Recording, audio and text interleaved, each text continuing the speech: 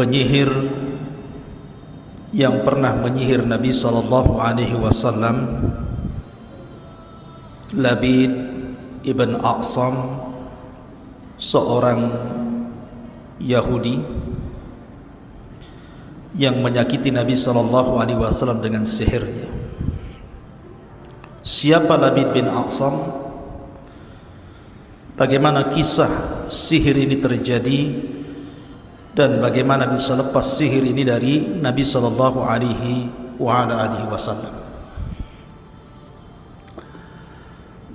Pertama, dalam Al-Quranul Karim Allah Subhanahu wa ta'ala berfirman, la tajidanna asyaddan nasi adawatan lilladina amanul yahuda walladina asyraku wala tajidanna aqrabahum mawaddatan lilladina amanu alladina qalu inna nasara dzalika bi anna minhum qissisina wa ruhbanan wa annahum la yastakbirun. Sungguh engkau akan mendapati, wahai Muhammad, manusia yang sangat keras permusuhannya terhadap orang-orang yang beriman. Mereka adalah orang-orang Yahudi dan orang-orang musyrik yang menyekutukan Allah. Dan sungguh engkau akan mendapatkan juga manusia yang lebih dekat dan mencintai orang-orang yang beriman. Mereka lah orang-orang yang mengatakan kami adalah Nasrani. Karena yang demikian itu di antara mereka ada para pemimpin-pemimpin, padri-padri ataupun pendeta-pendeta yang mereka tidak sombong kepada Allah Subhanahu wa ta'ala.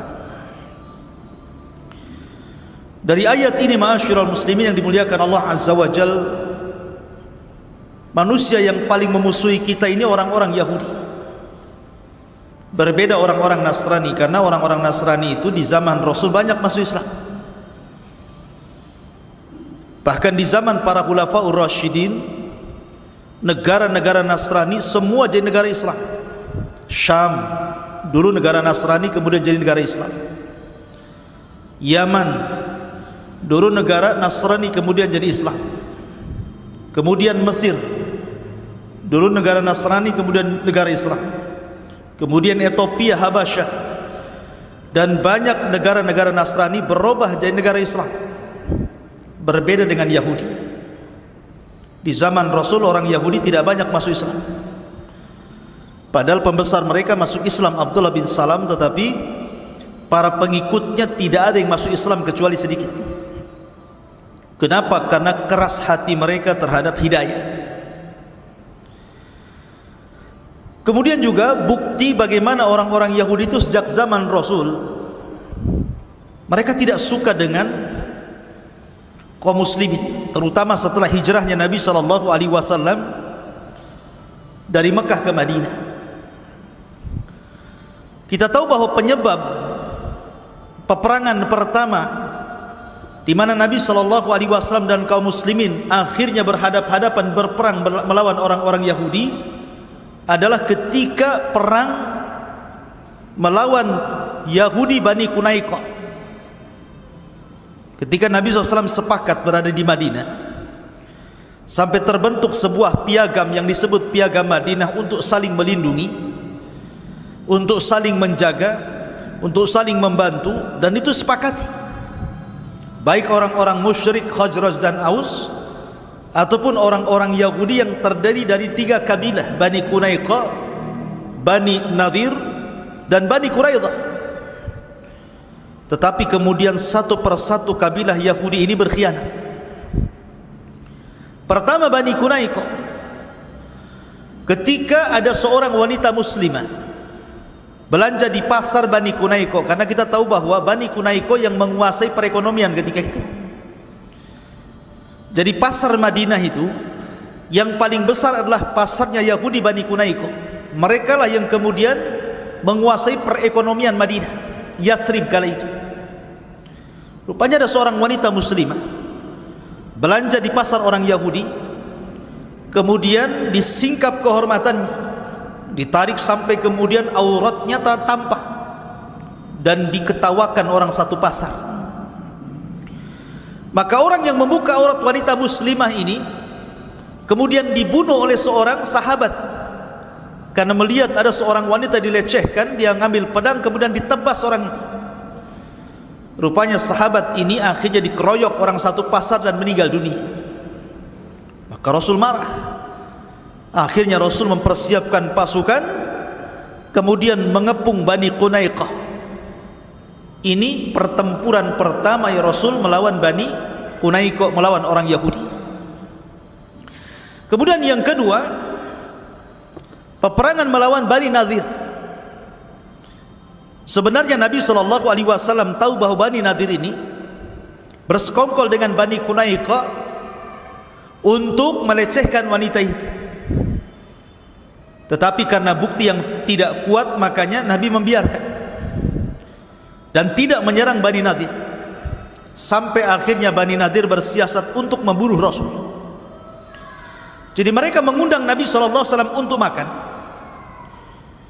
di perkampungan mereka. Jadi ketika Nabi SAW sudah duduk di majelis mereka, rupanya satu di antara Bani Nadir ini naik ke atas bukit, kemudian membawa batu dan menghantamkan batu itu dari atas ke kepala Nabi SAW. Tapi kemudian Jibril memberitahu, kemudian kaum muslimin menangkap orang itu. Karena pengkhianatan ini, akhirnya Rasul dan kaum muslimin menyerang Bani Nadir. Kemudian perang melawan Bani Quraidah, dan ini terakhir dari kabilah orang Yahudi. Karena ketika itu Bani Quraidah setelah melakukan perjanjian bersama kaum muslimin dalam perang Ahzab, mereka berkhianat. Karena dilihatnya Nabi dan pasukannya ketika itu diserang oleh orang-orang musyrik dari Arab dari berbagai macam penjuru, dan mereka menyangka pasti Muhammad akan kalah. Akhirnya mereka berkhianat, kemudian pro kepada orang-orang musyrik dan juga orang-orang munafik dari dalam. Rupanya Allah Subhanahu wa taala memberikan pertolongan kepada Rasul di Ahzab atau di Khandaq. Allah menangkan dalam peperangan ini. Maka selesai peperangan Khandaq dimenangkan kaum muslimin. Ketika Nabi SAW sedang mandi, datanglah Jibril kepada Rasul, kemudian mengatakan, ya Muhammad, kumpulkan pasukan, katakan kepada mereka serbu Bani Quraidah, karena mereka sudah berkhianat. Maka Nabi setelah mandi mengumpulkan seluruh pasukan, kemudian mengatakan, idhabu ila Bani Quraidah fala tusalliyanna ahadakumul asra illa fi Bani Quraidah. Serbu, gempur Bani Quraidah, segerakan jalan kalian, jangan ada yang sholat asar di jalan kecuali sampai di Bani Quraidah. Akhirnya berangkat para sahabat dan menggempur Bani Quraidah. Lah tiga kabilah yang berkhianat ini akhirnya mereka diusir dari Madinah, dan mereka pun kemudian bergabung dengan teman-teman mereka di Khaybar. Khaybar itu satu kota yang cukup kaya, penghasil kurma terbaik Madinah ketika itu di Khaybar. Rupanya Allah Subhanahu wa taala mendengar orang-orang Khaybar ini sudah mempersiapkan pasukan untuk menyerbu Rasul, dan mereka adalah gabungan kabilah-kabilah Yahudi yang terusir dari Madinah. Maka Rasul mengepung Khaybar, dan ini pertempuran terakhir. Rasul melawan orang-orang Yahudi di Khaybar, dan Allah menangkan di tangan Ali radhiyallahu an, sehingga benteng Khaybar hancur. Kemudian Rasul bisa mengalahkan Khaybar. Asyrul muslimin yang dimuliakan Allah Azza wa Jalla, lihat bagaimana orang-orang Yahudi berusaha di zaman Rasul menyakiti Rasul. Bahkan setelah kemudian perang Khaybar, tiba-tiba Nabi SAW kemudian diundang oleh seorang wanita namanya Zainab bintul Harith, orang Yahudi. Zainab bintul Harith bertanya soal makanan yang disukai Nabi. Maka kemudian orang-orang menyebutkan bahwa Rasul itu suka pahanya daging kambing. Rasul itu suka daging kambing. Jadi kalau antum suka daging kambing, itulah makanan kesukaan Rasul. Ya. Tapi orang Arab kan tidak neko-neko ya, kambingnya dibakar gitu saja, dimakan. Kalau kita kan dimacam-macam ya, digulai, dirawon, dimacam-macam gitu. Jadi Rasul itu suka dengan paha kambing. Maka wanita ini langsung mempersiapkan paha kambing untuk Nabi, untuk disedekahkan maksudnya. Tapi Rasul tidak menerima sedekah. Keluarga Rasul tidak menerima sedekah. Rasul itu hanya menerima hadiah. Maka kemudian wanita ini akhirnya memasak kambing banyak-banyak, kemudian mengundang Nabi SAW dan sebagian para sahabat untuk makan di rumahnya. Setelah kemudian wanita ini melumuri racun di paha kambing itu, maka kumpullah para sahabat Rasul. Kemudian makanan pun dihidangkan di hadapan mereka. Kemudian Nabi SAW mencicipi sedikit dari daging kambing yang beracun itu. Tiba-tiba Allah Subhanahu wa ta'ala membuat bicara kambing itu. Jadi paha kambing itu tahu-tahu bicara. Dan itu mukjizat Nabi ya. Tiba-tiba kemudian paha kambing ini berbicara dan memberitahu bahwa di dalam dirinya ada sum, ada racun. Maka Rasul langsung terdiam, tapi masa sudah terkunyah sebagiannya. Maka Rasul mengatakan kepada para sahabat, "Auqaf, jangan makan lagi. Sesungguhnya daging ini memberitahu saya bahwa dia ada racunnya." Rupanya ada seorang sahabat yang terlanjur memakan sama dengan Nabi SAW, dan 1 tahun setelahnya dia meninggal dunia akibat racun itu. Tapi Rasul memiliki fisik yang kuat sehingga lama dia meninggal akibat racun itu. Tapi lihat bagaimana kekejian orang-orang Yahudi membunuh Rasul, berusaha untuk membunuh Rasul. Tapi Allah Subhanahu wa ta'ala selamatkan Nabi SAW, hatta racunnya seorang Zainab bintul Harith tidak berpengaruh kepada Nabi SAW. Sampai-sampai Rasul memanggil Zainab bintul Harith, "Apa yang membuat kamu meracun aku?" Kata Zainab, "Engkau sudah membunuh pamanku, sudah membunuh bapakku, sudah membunuh suamiku. Maka aku ingin membunuhmu dengan racun ini. Kalau engkau seorang nabi, pasti akan diberitahu oleh kambing itu. Kalau engkau bukan seorang nabi, kau pendusta, pasti kau akan mati dengan racun itu." Orang wanita ini. Tapi Nabi SAW subhanallah membiarkan wanita ini tidak dibunuh, padahal sudah hendak meracun Nabi SAW. Tapi itu bukti bagaimana orang Yahudi ini menghendaki Rasul SAW untuk supaya celaka. Taib. Sampai akhirnya ketika Nabi SAW pulang dari perjanjian Hudaybiyah, Rasul pulang dari perjanjian Hudaybiyah. Kemudian selama 10 tahun kan perjanjian itu, walaupun bulir-bulirnya sangat merugikan kaum muslimin, tetapi di balik kerugian itu ada keuntungan besar. Lah setelah kemudian Nabi SAW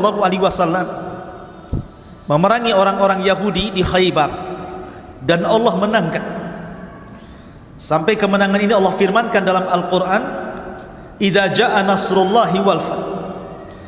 Apabila datang kemenangan Allah ketika di Badar dan di Khaybar, wal fath dan pembebasan kota Mekah, maka Nabi SAW ketika itu berpeluang untuk mengislamkan banyak orang-orang Arab. Makanya Allah mengatakan, "Wa ra'aitan nas yadkhuluna fi dinillahi afwaja." Kau lihat banyak orang-orang yang datang masuk Islam menuju dirimu wahai Muhammad. Lah ketika itu orang-orang Yahudi, pasukan sakit hati ini, mereka datang kepada Labid ibn A'sam. Siapa Labid bin A'sam ini? Labid bin A'sam ini ada yang mengatakan dia seorang yang beragama Islam tetapi menjadi munafik, karena dia hasad kepada Nabi SAW. Dia kan tokoh, Labid bin A'sam itu di kabilahnya termasuk tokoh, di kabilah Bani Zuraik termasuk tokoh. Jadi ketokohannya tidak dianggap oleh Bani Zuraik, karena kabilah Bani Zuraik itu banyak yang masuk Islam. Hasadlah dia kepada Nabi SAW. Dan Labid bin Asam ini terkenal di zaman jahiliyah itu penyihir kondang, satu keluarga menjadi penyihir. Jadi Labid bin Asam, kemudian anak-anaknya lebih canggih lagi sihirnya. Labid bin Asam itu punya putri-putri, justru putri-putri Labid bin Asam lebih jahat lagi sihirnya dibandingkan Labid bin Asam. Tapi satu keluarga itu tukang sihir, keluarga dukun bahasa kitanya. Jadi dia hasad kepada Nabi SAW, pura-pura masuk Islam, tetapi selalu ingin mencelakai Nabi SAW. Sebenarnya dia bukan orang Yahudi, dia orang Arab, tetapi ada yang mengatakan dia diangkat oleh orang tua angkat Yahudi, karena ketika itu di Madinah banyak orang Yahudi, maka loyalitasnya lebih banyak ke Yahudi dibandingkan ke Arab. Maka orang-orang pun mengatakan Labid ibn A'sam Yahudi, seorang Yahudi. Jadi ada yang mengatakan dia Yahudi, ada yang mengatakan dia munafik, dia Muslim tapi munafik, karena hasad dengan Nabi SAW. Dan dialah yang mengasas ajaran-ajaran sesat dalam Islam. Labid bin A'sam inilah yang mengasas ajaran-ajaran sesat dalam Islam. Karena Labid bin A'sam ini punya murid namanya Talut. Talut itu anak dari saudarinya Labid. Kemudian Talut ini punya murid namanya Aban ibn Sam'an. Aban ibn Sam'an. Kemudian Aban ibn Sam'an ini punya murid namanya Ja'ad ibn Dirham. Ja'ad ibn Dirham, pengasas akidah Jahmiyah. Ja'ad ibn Dirham ini. Dan Ja'ad ibn Dirham ini punya murid namanya Jaham ibn Safwan. Lah dari Jaham inilah lahir akidah yang disebut dengan Jahmiyah. Jadi silsilah Jahmiyah ini dari Jaham ibn Safwan. Kemudian Jaham ibn Safwan berguru kepada Ja'ad ibn Dirham. Ja'ad ibn Dirham berguru kepada Aban bin Sam'an. Kemudian Aban bin Sam'an berguru kepada Talut, anak saudari Labid. Dan anak saudari Labid berguru kepada Labid ibn A'sam, penyihir Rasul. Muncullah akidah Jahmiyah.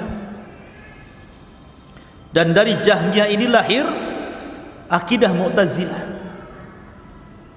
yang kemudian di zaman Khalifah Abbasiyah berkembang sampai banyak ulama ahli sunnah dibunuh di zaman itu.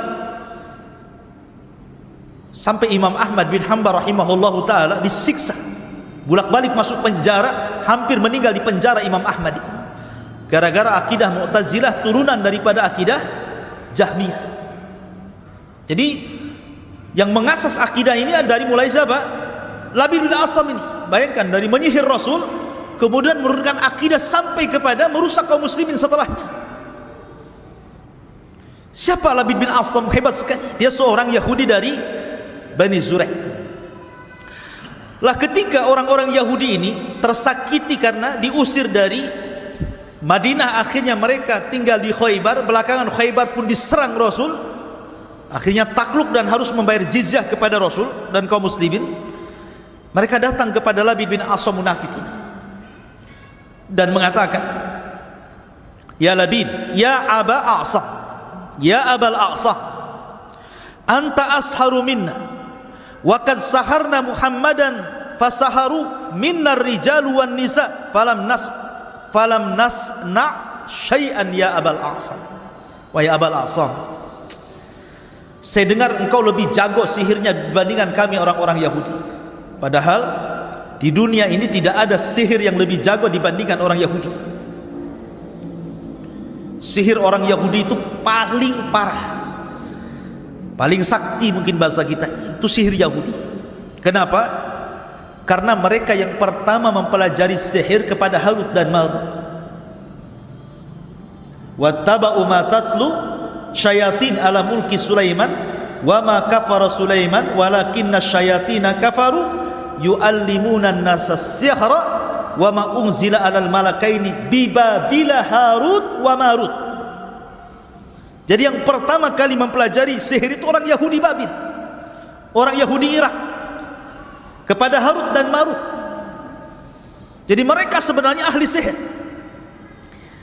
tetapi ketika mereka menyihir Nabi SAW tidak mempan, tidak bisa menyihir Rasul. Bolak-balik mereka menyihir Rasul tapi tidak bisa.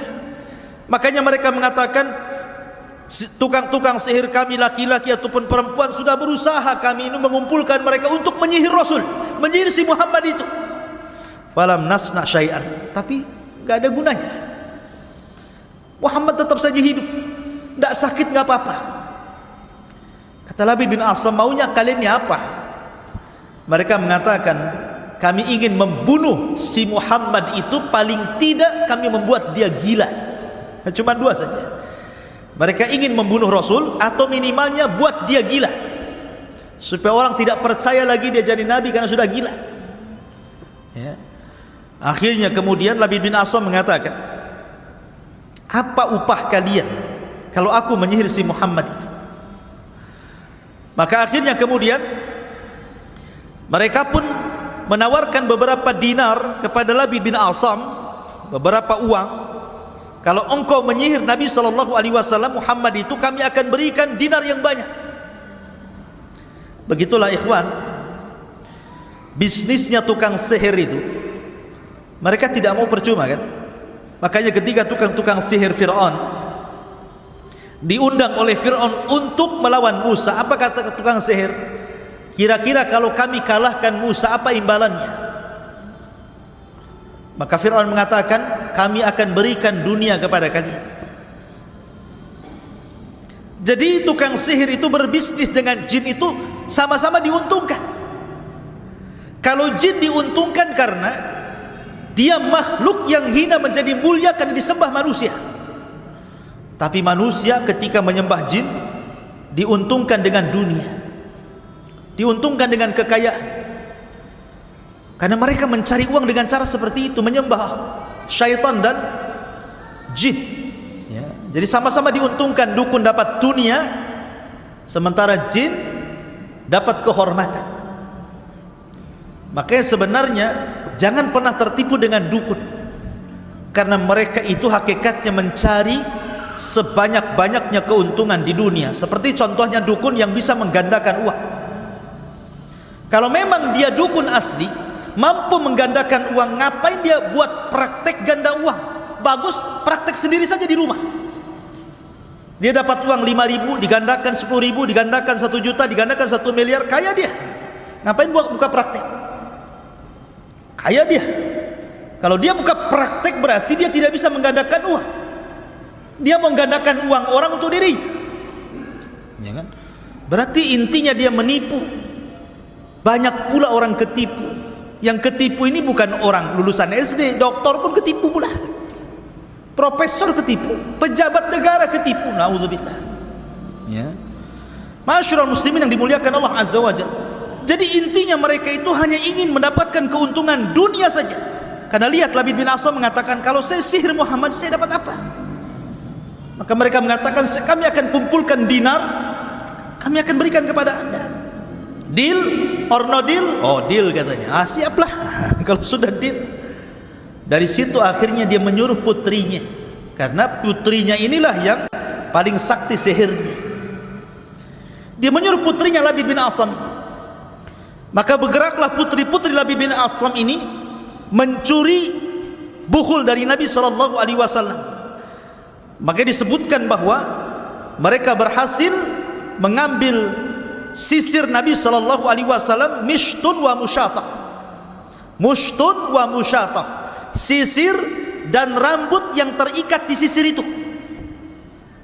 Dan jumlahnya 11 rambut yang terikat dari rambut Rasul pada sisir Nabi SAW berhasil dicuri oleh putri-putri Labid bin Asam ini. Dan kata para ulama, sihir yang terdapat buhul ini sihir yang paling bahaya. Sihir kalau sudah menggunakan buhul, dan buhul diambil dari orang yang akan disihir, maka ini sebahaya-bahaya sihir. Lihat, tidak ada yang lebih sakti dukun kecuali yang menyihir Rasul. Caranya seperti itu, diambil buhulnya, ya. Karena orang Yahudi sudah berusaha menyihir Rasul, tidak mempan, gitu ya. Akhirnya mereka datang ke Labid bin Asam, rupanya cara seperti itu yang manjur, akhirnya Rasul terkena sihir. Diambillah kemudian bekas rambut Rasul, ikatan rambut 11 rambut yang terdapat dalam sisi Rasul, dicuri oleh Labid bin Asam oleh lewat anak-anak putrinya. Maka mulailah kemudian Labid bin A'sam pun membuat bukhul dengan cara apa? Meletakkan rambut itu di bunga kurma yang laki-laki, dimasukkan di situ, kemudian dibungkus, kemudian diletakkan di sumur yang tidak jauh dari Masjid Nabawi. Ada yang mengatakan sumur itu namanya Darwan, ada yang mengatakan sumur itu namanya Awan, pakai alif, Awan. Ada yang mengatakan Darwan, ya. Tapi yang masyhur sumur itu namanya Darwan, karena di sekitar Masjid Nabi itu banyak sumur. Ada namanya sumur miliknya Abu Talha, Bairuha namanya. Ada sumur Bairuha. Rasul suka wudu di situ. Sampai akhirnya oleh Abu Talha diinfakkan kepada Rasul ketika turun ayat lan tanalul birra hatta tunfiqu mimma tuhibbun. Kemudian di situ juga ada sumur orang Yahudi, ya, namanya sumur rumah. Sumur rumah itu dulu sumurnya orang Yahudi, dan itu sumur yang paling banyak sumbernya. Sampai orang-orang Islam itu beli dari sumur itu. Setiap hari mahal, naik lagi harganya, naik lagi harganya. Sampai akhirnya karena kaum muslimin tidak sanggup beli, Rasul mengatakan man ishtara bi'ra rumah falahul jannah. Siapa yang membeli sumur itu, kujamin dia masuk surga. Berdirilah Utsman bin Affan dan mengatakan fa ana ashtarituha, aku yang akan membelinya wahai Rasul. Maka Rasul membelinya dengan cara yang luar biasa, perdagangan taktik yang luar biasa. Utsman bin Affan karena kecerdasannya dia mampu membeli sumur itu, padahal orang Yahudi tidak mau jual sumur itu. Gimana nggak mau jual hasilnya tiap hari? Tapi dengan kecerdasan Utsman bisa merayu orang Yahudi menjual sumur itu. Coba bayangkan. Awalnya dia datang kepada orang Yahudi, sudahlah beli saja, jual aja sumurmu itu. Nggak mau, gimana gitu? Hari-hari dapat untung kok mau saya jual pula. Akhirnya dengan kepiawaian Utsman, sudah gini saja, dari jam sekian ke jam sekian saya beli. Berapa maunya? Umpamanya dari pagi sampai zuhur berapa? Nanti dari zuhur ke asar ambil lagi. Saya mau jam segini saja. Aku beli berapa kau mau? Akhirnya mikir dia, oh boleh juga. Daripada satu-satu saya dapat duit, bagus satu orang tapi sama nilainya. Ya sudah, sekian. Lebih besar dibandingkan kalau seandainya orang beli dapat separuh. Anggaplah memangnya satu hari dia dapat 5 juta. Kata Utsman, saya beli 10 juta. Dari jam 7 sampai jam 12 memangnya. Oke. Setelah deal, kata Utsman bin Affan diumumkan kepada kaum muslimin, dari jam 7 ke jam 12 kalian ambil air. Selebihnya jangan ambil air. Akhirnya apa? Semua kaum muslimin ketika waktu dibelinya Utsman dari jam sekian ke jam sekian, semua kaum muslimin ambil air. Sudah penuh di rumah-rumah air. Dari jam sekian ke jam sekian tidak ada satupun yang beli. Bankrupt lah orang Yahudi ini. Lama-lama ya sudahlah, aku jual aja sama kamu semua, karena nggak ada yang beli. Kecerdasan Utsman akhirnya mampu menguasai sumur orang Yahudi ini, sumur rumah. Itu juga dekat dengan Masjid Nabawi. Lah ada juga sumur Darwan namanya. Itu sumur yang punya Bani Zurek. Tanahnya dekat Masjid Nabawi. Lah Labid bin A'sam ini meletakkan bukhulnya di sumur itu, sumur Darwan, menunjukkan bahwa bukhul itu tidak jauh-jauh dari orang yang akan disihir. Akhirnya setelah diletakkan di sumur itu, mulailah Nabi SAW ada pengaruh dari sihir itu. Ada yang mengatakan 40 hari, ada yang mengatakan 6 bulan, ada yang mengatakan 1 tahun. Riwayat Zuhri mengatakan 6 bulan. Jadi ada yang mengatakan 1 tahun. Bayangkan, Rasul tidak sadar kalau dia tersihir selama 6 bulan. Ada yang mengatakan sampai 1 tahun. Bayangkan, nah terasa kalau dia tersihir. Cuman Nabi SAW itu terpengaruh dari badannya, fisiknya melemah. Dalam riwayat itu, dalam riwayat Bukhari Muslim, contohnya ketika dia hendak mendatangi istrinya, dia tidak sanggup, melemah kondisinya gitu ya. Dia tidak bisa mendatangi, mungkin bahasa kitanya tiba-tiba dia impoten gitu ya, tidak sanggup melakukan hubungan dengan suami istri, langsung melemah. Karena memang sihir itu disebutkan dalam Al-Quran, yufarriquna bihi bainal mar'i wa zawji. memisahkan suami istri. Jadi Rasul semakin hari semakin melemah, tidak bisa mendatangi istrinya. Akhirnya yang mempengaruhi sihir itu ke badan Rasul, bukan ke pikirannya. Kalau pikirannya sehat, otaknya waras, pikirannya sehat, jadi nggak pengaruh dengan wahyu sama sekali. Cuman badannya melemah saja. Artinya bahwa yang diserang itu badan, bukan pikiran, menunjukkan bahwa wahyu Allah Subhanahu wa taala tidak pengaruh. Hanya fisik Rasul saja yang melemah. Melemah, semakin hari melemah, semakin hari melemah. Akhirnya kemudian Aisyah radhiyallahu anha heran. Bertanyalah Aisyah radhiyallahu anha, Rasul, kamu ini semakin hari semakin aneh, fisikmu semakin lemah. Coba kau berdoa kepada Allah, minta fatwa, ada apa dengan kamu itu? Akhirnya kemudian Rasul pun ketika disarankan Aisyah radhiyallahu anha, mulai ba'da isya dia sholat, kemudian dia berdoa sampai mendekati fajar. Kemudian dia tertidur. Ketika mendekati fajar dia tertidur. Dalam tidurnya itulah ditampakkan kepada Rasul bukhulnya Labid ibn A'sam. Dalam tidurnya Rasul ditampakkan bukhulnya Labid bin A'sam yang diletakkan di sumur Darwan itu. Lah ketika itulah turun malaikat Jibril dan Mikail. Dalam riwayat tidak disebutkan dua malaikat, dalam riwayat Jibril dan Mikail turun. Jibril di kepalanya Rasul, Mikail di kakinya Rasul. Kata Jibril, ada apa dengan Muhammad ini? Ada apa dengan Muhammad ini? Maka kemudian kata Mikail, suhir, dia disihir. Dalam hadis itu matbub. Matbub itu semacam optimisme lah. Dibilang gimana kondisimu? Alhamdulillah, padahal dia sakit. Itu namanya optimis kan, supaya sembuh. Maka bahasa Arabnya matbub. Matbub itu diobati maksudnya. Tapi sebenarnya dia kena sihir. Bahasa kitanya dia terkena sihir, wahai Jibril. Kata Jibril, siapa yang menyihirnya? Kemudian Mikail mengatakan, Labid ibn A'sam, seorang Yahudi dari Bani Zurek. Kemudian dengan apa bukhulnya? Kemudian kata Mikail, bimushtin wa musyatah, dengan sisir dan rambut yang terikat di sisir itu. Kemudian di mana diletakkan bukhul itu? Maka Mikail mengatakan di sumur Darwan, dekat dengan rumah Nabi.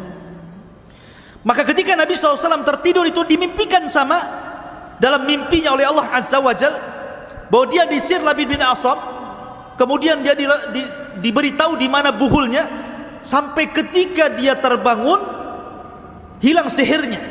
Karena ketika itu malaikat Jibril meruqyah Rasul saat Rasul tertidur. Diruqyah oleh Jibril dengan dua surat perlindungan, Qul a'udzu birabbin nas dan Qul a'udzu birabbil falaq, yang jumlah ayat kesemuanya 11 ayat, sebagaimana jumlah dari rambut yang terlilit di sisi Rasul 11 rambut.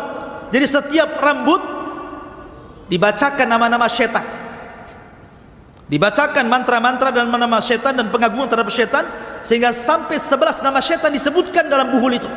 Maka setiap dibaca satu ayat lepas satu ikatan, dua ayat lepas dua ikatan, sampai 11 ayat, dua surat itu kalau dikumpulkan 11 ayat, maka hilanglah ikatan-ikatan bukhul itu, sehingga Rasul tersadar. Kata para ulama, orang kalau terkena sihir, ya kawan, kemudian anda minta berdoa kepada Allah, kenapa badan saya ini? Saya sudah datang ke dokter angkat tangan tidak mampu mengobati. Saya sudah operasi pun tidak sembuh-sembuh. Ada apa dengan saya ini? Apa ada orang menyihir saya? Minta petunjuk Allah Azza wa Jalla setiap hari, dalam solatnya, dalam tahajudnya. Maka kalau orang senantiasa berdoa meminta kepada Allah Azza wa Jal, maka kebiasaannya Allah akan beritahu sihirnya dalam mimpinya. Sebagaimana Rasul meminta, akhirnya Allah kasih tahu dalam mimpinya. Maka kita juga sama. Kalau orang tersihir kemudian meminta terus berdoa untuk kesembuhan, biasanya Allah gambarkan dalam mimpinya siapa yang menyihirnya, di mana bukhulnya. Dan itu salah satu jalan mengobati, ya. Jangan berdoa kepada Allah Azza wa Jalla sebagaimana Rasul berdoa kepada Allah. Maka selesai kemudian Rasul terbangun, Nabi langsung memerintahkan Ali bin Abi Thalib. Dalam riwayat Ammar bin Yasir, dalam riwayat Zubair bin Awwam, dalam riwayat Zubair bin Qais, dan beberapa riwayat para sahabat Nabi, diajak Rasul ke sumur Darwan itu. Ketika dilihat sumur itu, warna airnya kuning, dan bukhulnya, bungkusan dari bunga yang dibungkus untuk bukhulnya itu dari bunga kurma laki-laki itu, seperti ru'usus syayatin, seperti kepala-kepala setan ada di situ. Jadi menakutkan sumur itu. Maka Ali radhiyallahu anhu menawarkan, bagaimana Rasul kalau saya turun ke sumur itu, saya akan ambil bukhulnya, kita musnahkan. Tapi kata Rasul, jangan. Khawatir kalau seandainya bukhul itu diangkat, akan dampak keburukannya akan menyebar, bukan hanya kepada saya, bahkan kepada kaum muslimin. Sebaiknya kubur saja.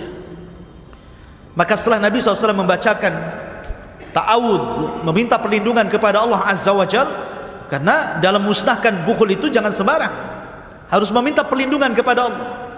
Pamannya antum musnahkan jimat, tangkal-tangkal, jangan asal bakar saja, jangan asal buang saja, khawatir keburukannya masih menyebar. Makanya minta ta'awud kepada Allah, berlindung kepada Allah Azza wa Jalla, baru dibakar, baru dibuang, gitu maksudnya. Maka setelah Rasul ta'awud kepada Allah, kemudian dikuburlah sumur itu. Ketika itu Rasul memanggil Labid ibn Asam, panggil si Labid itu, datangkan kemari. Maka datanglah Labid bin Asam. Kemudian Nabi SAW bertanya kepada Labid bin Asam, ma hamalaka ala ma sana'ta ya Labid, ya Abul Asam, apa yang membuat kamu melakukan seperti ini? Kau sihir aku berbulan-bulan, sampai 6 bulan, dalam riwayat sampai 1 tahun. Ada apa kamu itu? Sewot apa kamu dengan saya? Mungkin bahasanya gitu. Apa masalahmu dengan saya? Faqad dallanillahu ala sihr, Allah sudah menunjukkan aku tentang sihirmu. Aku tahu kau yang menyihir aku, Allah yang kasih tahu. Wa akhbarani ma sanah, dan Allah menghabarkan apa yang kau lakukan kepadaku. Lihat bagaimana jawaban Labid bin Asam. Dengan santainya dia mengatakan, sesungguhnya saya menyihirmu hai Muhammad, hubbud dananir ya Abul Qasim, karena saya cinta dinar. Jawabannya coba, karena saya suka uang. Orang itu datang kepada saya, ngasih uang, suruh menyihir kamu, saya sihir kamu. Apa masalahmu, katanya. Kurang ajar tidak tuh. Tapi Rasul tidak membunuh Labid. Kenapa coba?